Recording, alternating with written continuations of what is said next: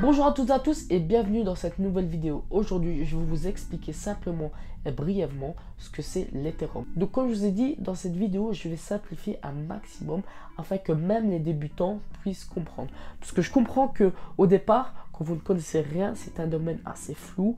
Vous ne savez pas, voilà, vous ne comprenez plus rien. Mais ne vous inquiétez pas, je vais tout de suite vous expliquer brièvement ce que c'est l'Ethereum. L'Ethereum a été créé par Vitalik Buterin, un chercheur et programmeur qui a également travaillé pour le projet Bitcoin. Il a parlé pour la première fois de son premier projet en 2014 qui s'appelle, tu t'en doutes bien, Ethereum.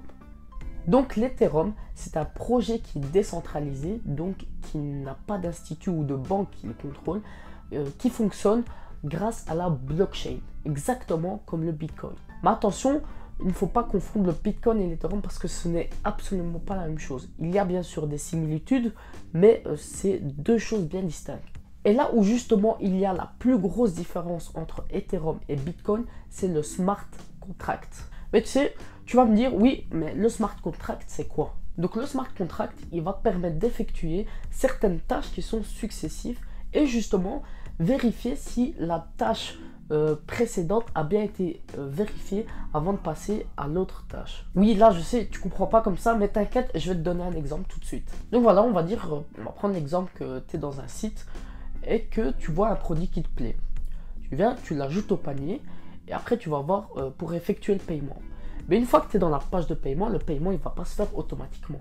Il y a des tâches bien sûr avant qu'il faut effectuer pour que le paiement se fasse. Il va passer par certaines tâches qui sont comme mettre tes coordonnées, ton nom, ton prénom, ton numéro de téléphone, ta carte bancaire, etc. Et c'est une fois que toutes ces tâches seront remplies que le paiement va se faire. Pour que cette tâche soit validée, il faut qu'il y ait des personnes qui valident ces tâches. Et c'est justement là qu'intervient le réseau de mineurs. Alors les mineurs, c'est quoi? Ben les mineurs, je vous rassure déjà, ce n'est pas les personnes qui sont en dessous de 18 ans, mais ça peut être moi, toi ou quiconque personne qui veut miner avec son ordinateur.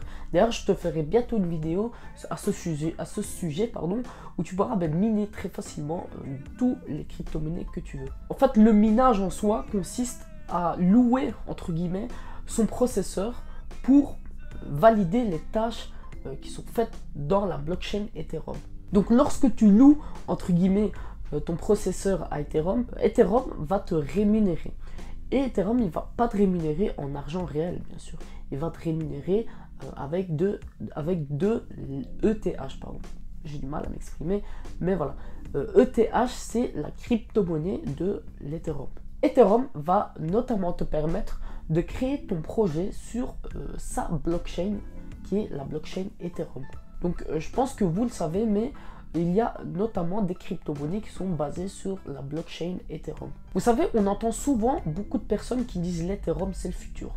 Si vous voulez savoir mon avis, je suis complètement d'accord avec eux. Et je pense que l'Ethereum il peut aller très loin. Et quand je dis il peut aller très loin, ce n'est pas juste sur internet, donc avec les crypto-monnaies, etc.